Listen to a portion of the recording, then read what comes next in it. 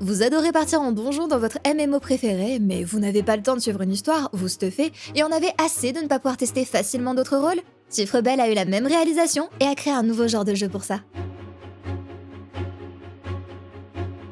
La première trace qu'on trouve du studio suédois Chiffre Rebelle, c'est un snapshot de leur site en 2016, où on peut lire ce court paragraphe de présentation. Notre quête, créer des jeux captivants et profonds, axés sur les personnages, qui offrent un terrain fertile à la créativité des joueurs et stimulent leur soif d'exploration à travers les mécanismes, les systèmes de progression, les environnements et l'histoire de nos jeux. Nous invitons notre public à nous rejoindre dans ces aventures fantastiques avec pour objectif ultime de captiver votre imagination et votre cœur.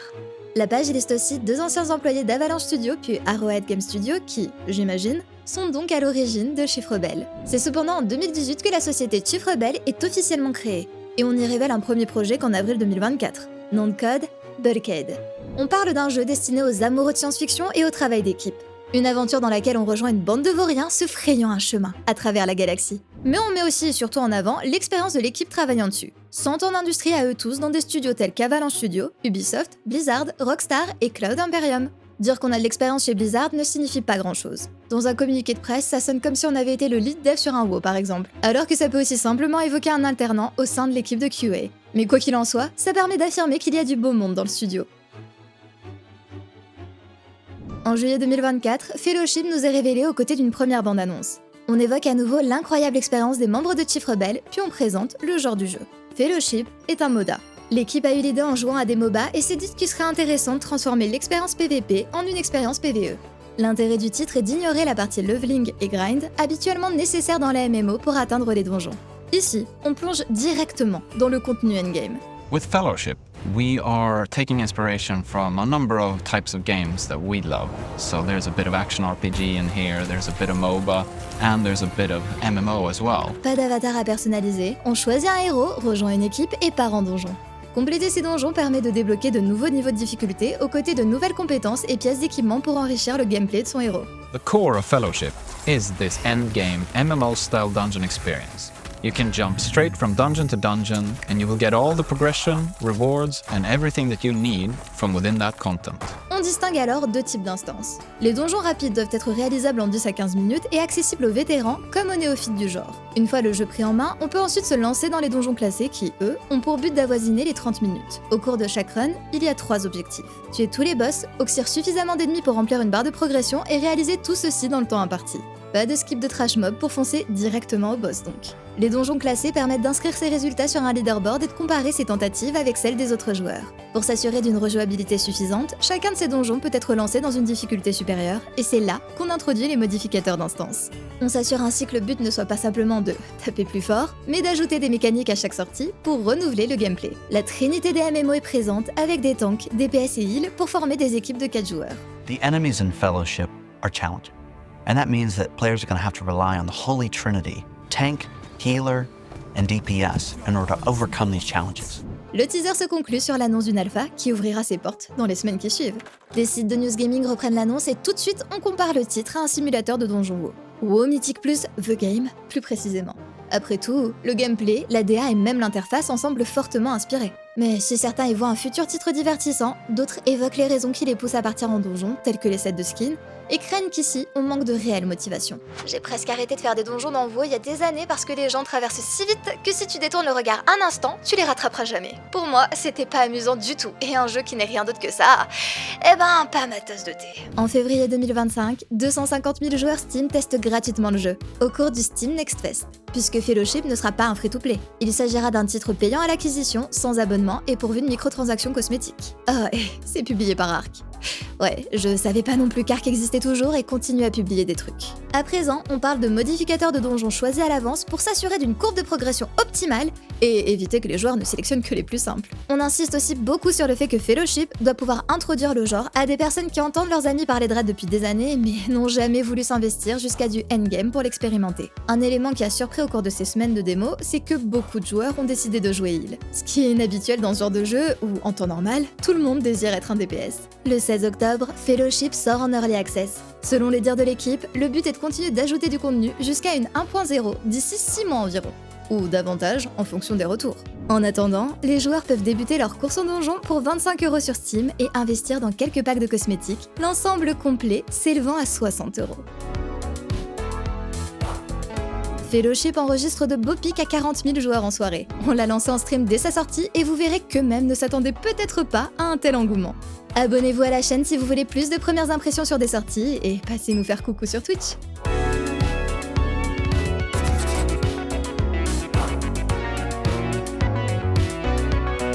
Si vous avez bien suivi la première partie, vous aurez compris que Fellowship ne permet pas de créer son propre avatar. En arrivant en jeu, on vous présente les différents personnages par rôle, et à vous de choisir celui que vous souhaitez jouer, sachant qu'il est simple d'en changer. On dispose donc de 2 tanks, 5 DPS et 2 healers. Certains ont clairement été pensés pour vous rappeler des archétypes comme Elena, la tank à lourde armure évoquant un paladin. Chiffre Rebelle a assuré que leur jeu centré autour de donjons leur permettrait de sortir beaucoup plus rapidement de nouveaux héros et donjons que la concurrence. Donc la liste s'étoffera sûrement au cours des mois d'early. De toute manière, pour introduire ces contrôles, le jeu ne vous laisse pas le choix. On jouera Elena. Utilisez donc votre moulette pour zoomer ou dézoomer. Fellowship se contrôle comme un autre jeu relativement connu. Et l'interface ne devrait pas non plus vous dépayser. On vous apprend qu'il faut activer des campements pour débloquer des points de respawn dans le donjon, puis on introduit un premier orc. Pas d'attaque automatique pour les personnages à distance, pour les CAC, il faut passer en posture de combat. On nous introduit ensuite davantage de compétences en expliquant comment elle s'intègre au set d'Elena, puis on présente sa compétence qui permet d'interrompre certaines attaques signalées par une barre jaune. Il y a même par défaut une touche pour indiquer à vos équipiers que vous êtes sur le point d'interrompre. Un dernier ennemi se dresse sur notre route et une fois vaincu, félicitations! Récupérez votre loot, puisqu'aucun n'est drop en cours d'instance, puis vous êtes prêts à partir en donjon. Enfin, vous êtes prêts pour jouer demain, quand les files d'attente seront patchées. Que serait une sortie de MMO jeu en ligne sans un premier soir injouable après tout?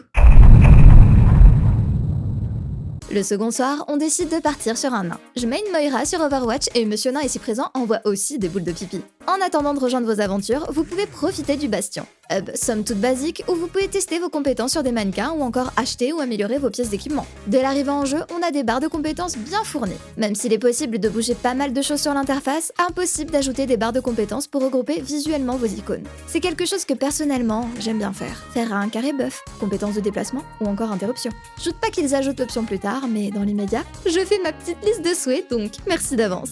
Autre détail qui mériterait d'être vu, impossible de drag and drop ses compétences sur ces barres. Il faut cliquer droit sur une case et sélectionner une compétence pour modifier sa disposition. Un peu chiant si, après une run, vous vous dites que vous inverseriez bien des compétences sur vos barres. Donc ajoutez ça à ma liste s'il vous plaît.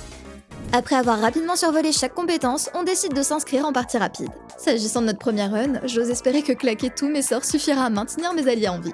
Autre remarque intéressante sur Fellowship, il y a trop de DPS et de healers comparé aux tanks. Les files d'attente indiquent la demande actuelle pour chaque rôle et ce sont toujours les tanks qui sont demandés. Si vous jouez à des MMO, alors vous savez qu'habituellement, on a toujours trop de DPS. Ma théorie, c'est que tank dans tous les cas, c'est le chef du groupe qui définit le rythme. Donc ça fait peur, surtout au début, quand on découvre. Les healers, par contre, habituellement c'est évité parce que je suis à monter seul dans un monde ouvert. Chaque ennemi est un sac à PV et si vous ne quêtez pas en permanence en équipe, ça peut vite être agaçant avant d'avoir accès au premier contenu de groupe. Alors que sur Fellowship, pas besoin de gagner en niveau. On part directement sur du contenu pour lequel le heal est adapté. D'où plus de joueurs qui se laissent tenter. Si c'est ça, c'est carrément cool. Meilleur rôle le heal de toute manière. Une chose dont on s'est très vite rendu compte sur Fellowship, c'est que personne n'a le temps. Vous aurez beau saluer à chaque arrivée et départ de donjon, rares sont les autres joueurs qui vous répondront. Encore plus rares seront ceux qui prendront le temps d'expliquer une stratégie après un wipe. Ceux qui le prennent, vous êtes tous des crèmes, sachez-le. Parlons des joueurs justement. Au début, on se disait que personne ne communique puisqu'on ne fait que des parties rapides. C'est dans le nom. Les gens veulent aller vite et comme on ne passe que 10 minutes avec ces inconnus, pas envie de s'attarder sur du bavardage. Cependant, les parties rapides ne sont pas chronométrées. Les classés si. De façon générale, j'ai un peu plus de salutations en classé, mais jamais de grandes discussions. Le plus auquel j'ai eu droit, c'est quand un heal a sauté à sa mort en tentant de prendre un virage serré et que ça a suscité 2 exclamations amusées, dont la mienne, dans le chat. Sur Fellowship, personne n'a le temps et personne n'a l'envie de le prendre. Les décors sont sympas, mais vous n'aurez pas le temps de vraiment vous arrêter pour les admirer. Déjà parce que votre équipe s'élancera toujours vers le pack suivant, mais aussi parce qu'un parseur est présent en permanence sur votre interface. On n'a pas réussi à complètement le désactiver, je pense que c'est un petit bug pour le coup. Mais on peut changer de métrique suivie pour facilement l'ignorer. Les parseurs, c'est quelque chose que je trouve utile en fonction du contexte. Déjà, bien sûr, pour se positionner et se remettre en question. Sur WoW, quand je tag en raid avec des joueurs qui jouent aussi ma classe, j'aime bien les stalker. Voir quels sorts ils utilisent en majorité. Là, vous n'aurez pas vraiment l'occasion, à part en de quelques rares instances en tant que DPS. Si en partie rapide, tout le monde est mis au même niveau d'équipement, en classé, vous pouvez très bien faire un donjon assez simple, avec quelqu'un de mieux équipé que vous qui vous oblitérera au parseur. Bref, focussez pas trop dessus et remerciez les joueurs doués qui vous permettent de rouler sur l'instance. Big up à tous mes bros, joueurs de match de glace. Un autre élément que je trouve dommage sur la structure des donjons, c'est que dans l'ensemble, ils sont plutôt oubliables. Vous avez pas vraiment d'événements surprenants sur la carte, d'histoire ou de rebondissements. Il y a ce boss sirène que j'aime bien parce qu'elle demande de s'accrocher au mât pour pas tenter de la rejoindre lors de son chant et donc se jeter dans le vide. Cet autre boss qui génère des lianes dans lesquelles il faut s'empêtrer à un moment du combat. C'est à peu près les seuls points vraiment mémorables pour moi dans les premières instances. J'ajoute donc à ma liste de souhaits que j'aimerais bien du mini-lore dans quelques donjons. Qu'un PNJ s'exclame quelque chose à notre arrivée, qu'on le retrouve dans un combat plus loin et qu'il y ait une sorte d'apothéose sur le combat de boss. Pas besoin de faire du lore commun au donjon. Juste une mini-histoire propre à une instance précise me rendrait le tout bien plus mémorable. Sinon, on a un arbre de récompense sur Fellowship. Pas de compétences, mais bien de récompenses. À vos tout débuts, vous n'aurez pas de monture ou d'ulti. Une fois votre première instance réussie, à vous le dada. Il y a aussi des compétences qui se débloquent dans cet arbre. Après avoir terminé 16 donjons, vous aurez enfin toutes les compétences de votre personnage par exemple. Mais mélangez ça à de l'or ou des récompenses sous forme de pièces d'équipement. On a aussi un arbre de talent pour avoir un build un peu personnalisable. Ça signifie qu'il faudra faire au moins 16 donjons sur chaque personnage pour avoir accès à l'intégralité de leur set. Une bonne façon de forcer les joueurs à prendre en main une classe avant de se lancer dans du contenu plus compliqué donc. Il y a aussi un vendeur dans le hub qui vous permet d'acheter des pièces d'équipement dès lors que vous remplissez certaines conditions sur un seul personnage. C'est là qu'il faut que je vous parle de ce fameux niveau de contenu. En classé, vous avez différentes catégories et vous commencez par le niveau recrue. Là, il y a des paliers qui se débloquent au fur et à mesure que vous gagnez en high level. Et une fois stuffé d'équipement niveau 60, vous avez le droit de participer à un gros donjon de fin de palier. C'est lui qui permet une fois achevé d'acheter de l'équipement pour ses rerolls. Vous allez donc refaire les mêmes donjons encore et encore jusqu'à avoir assez de pièces d'équipement ou jusqu'à avoir recyclé suffisamment de pièces pour améliorer celles que vous possédiez. Chaque instance loot un certain nombre de pièces clairement affichées avant de s'y rendre et impossible d'échanger des objets entre joueurs. De plus, vous pouvez très bien looter de l'équipement qui n'a pas les meilleurs stats pour votre personnage. Ah ouais, j'ai halluciné de voir Casey Vance proposer déjà des guides. Vraiment, MM+, The Game. De mon côté, j'ai rapidement abandonné Bébé Nain pour récupérer un mage flamboyant. Déjà, parce qu'il a une attaque qui lâche des grenouilles et un claquement de doigts qui fait s'arrêter les autres bruitages de façon extrêmement satisfaisante.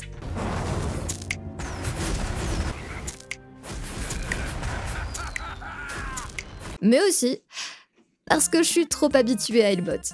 Comme je l'ai déjà dit, impossible de réunir mes compétences dans mes barres d'une façon que j'aime bien. Le second soir, je me suis donc décidée à sortir du tiroir ma bonne vieille souris Razer avec ses 12 boutons. Sauf que, déjà, j'étais pas pleinement satisfaite de ma disposition des sorts et pas envie de tout repositionner sans drag and drop. Mais aussi, j'étais chiffonnée à cause du ciblage de mes alliés. Laissez-moi expliquer aux joueurs qui n'ont jamais heal sur WoW via Healbot.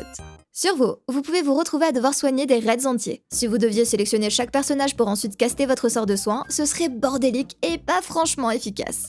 Healbot vous affiche tous les joueurs sous forme de rectangles qui réunissent toutes leurs infos. Ouais, j'ai bien dit que l'interface était fortement inspirée. Mais ça permet aussi de soigner quelqu'un en cliquant sur son rectangle. Sur Fellowship, je vais cliquer sur le rectangle du tank, puis presser le raccourci de mon sort de soin. Sur WoW, clic gauche sur son rectangle, ça lui lance mon soin basique. Clic droit, mon soin rapide, mage clic gauche, mon giga sort de soin, contrôle clic gauche, un debuff. Bref, vous avez saisi. Comme j'avais mappé mes touches 1, 2, 3 et 4 à mes compétences attaque, je trouvais pas vraiment de rythme de heal satisfaisant. Donc, j'ai préféré tenter en DPS. Mais bon, vu que c'est moi qui ai pas voulu prendre 30 minutes pour tenter de trouver un setup satisfaisant en healant des mannequins, on n'a qu'à dire que c'est ma faute. Ajoutez tout de même à ma liste d'intégrer un système de heal à la Healbot, s'il vous plaît. 4e soir sur Fellowship, un nouvel ennemi surgit. La file d'attente. Si le premier soir elle était complètement cassée, le 4e ils avaient patché de sorte à limiter le nombre de joueurs sur les serveurs. Sauf que ça signifiait que pour 40 000 joueurs connectés via Steam, on avait des files de 8000 joueurs qui crachaient à la fin. Pendant le stream, on m'a parlé de Wayfinder qui avait fini par couler à cause de ses files d'attente monstrueuses. Donc, aux gars qui gèrent l'infra chez Chiffre Rebelle, je croise les doigts pour vous. Que bon, les files d'attente, ça concerne aussi le matchmaking, donc c'est essentiel sur Fellowship. D'ailleurs, si quelqu'un choisit de rage-quit un donjon en cours, vous êtes condamné à l'abandonner et donc à n'avoir aucune récompense. Impossible de lancer une recherche au sein d'une instance. Ça ne m'est arrivé qu'une fois après un seul wipe sur un boss, mais bien rageant tout de même. On ressort la liste. Ajoutez un système de matchmaking pour les instances en cours. Vous n'avez qu'à ajouter une case à cocher pour que les joueurs choisissent de rejoindre cette file ou non, et les récompenser avec un loot supplémentaire s'ils sauvent une run déjà entamée. Ah ouais, bien sûr, je parlerai même pas des joueurs qui voient que ça vote pour autre chose que l'instance classée qui les intéresse et quittent dans la foulée. On a inventé les systèmes de réputation pour quelque chose. Note de la Edit qui a repris la rédaction de ce script quelques jours plus tard. Plus de soucis de file d'attente à l'horizon. Beau boulot. Bon, à l'issue de toutes ces instances, j'avais enfin la level nécessaire pour le fameux donjon de palier. Un peu fatigué de refaire les mêmes donjons en boucle, on m'avait expliqué le soir précédent que mon avis changerait drastiquement en testant ce fameux donjon. Bon, c'est là qu'on y croit. C'est là qu'on tag, qu'on tombe sur un groupe incroyable et qu'on part pour la chute de Citra. Oui. Enfin! C'est une instance avec 3 boss. Mais à part ça, J'ai au regret de vous annoncer que c'est strictement la même chose. On a monté mes attentes, maintenant j'en attends énormément. De base, j'en avais rien à foutre, maintenant c'est là. Vous savez ce que je pense qu'au final ça va être? Je pense que ça va juste être comme tous les autres, mais avec 3 boss et en plus long du coup. Possiblement un boss final un peu plus spectaculaire. Mais en vrai, à un moment, j'ai eu un donjon où en plus les PNJ parlaient de Citral. Mais du coup, je m'attendais à ce qu'ils parlent beaucoup plus dans celui-ci. Donc on a 10 minutes pour le combat de boss. Après, ça sale, entre guillemets. C'est mignon, non?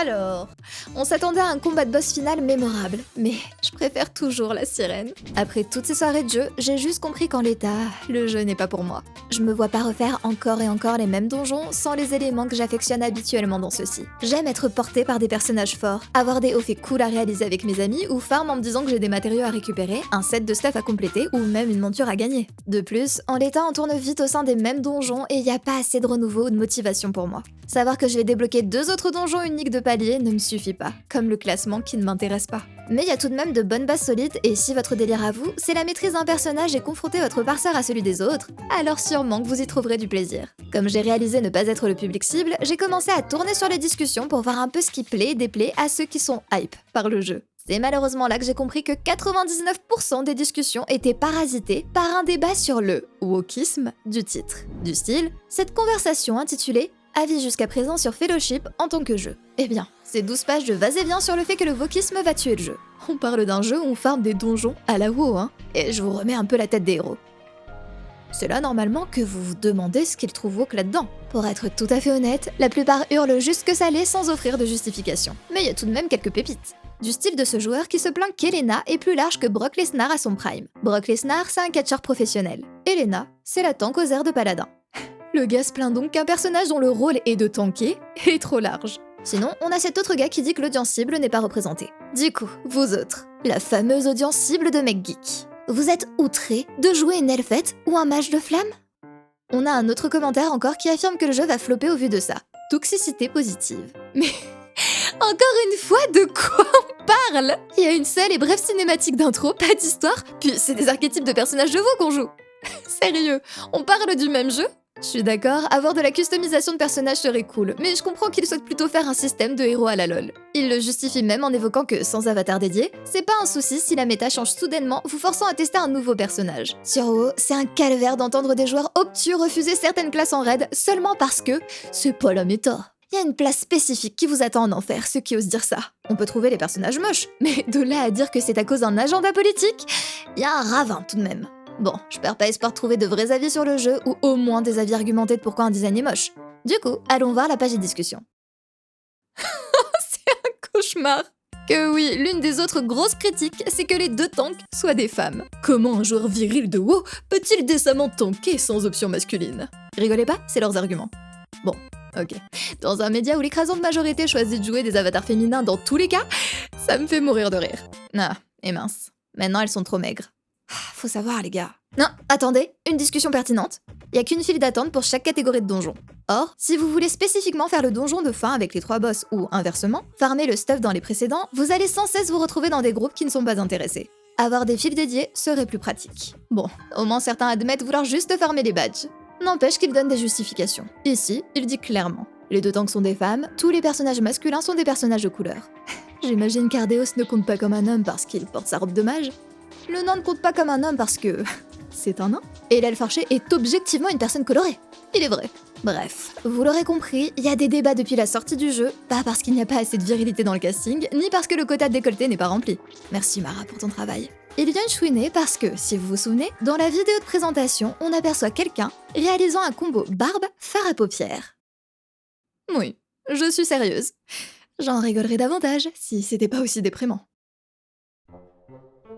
Comme ça, si vous interagissez avec la communauté et vous demandez d'où viennent toutes ces critiques, vous saurez. Maintenant qu'on a clarifié ça, j'ai aussi vu des personnes se plaindre du chat toxique. Personnellement, je l'ai quasi pas vu utiliser, donc j'ai jamais eu de critique de la part d'un autre joueur. Ça change peut-être plus haut niveau, ou bien c'est parce que je suis trop douée. Ouais, clairement non. Donc, de ce côté-ci, pour moi en tout cas, pas de soucis. Vous aurez compris, Fellowship s'adresse à un public bien précis. Aux joueurs de WoW, demandez-vous un instant quelle est la chose que vous appréciez dans vos donjons. Si vous répondez « Optimiser mon personnage pour obtenir les meilleurs parseurs », alors Fellowship est fait sur mesure pour vous.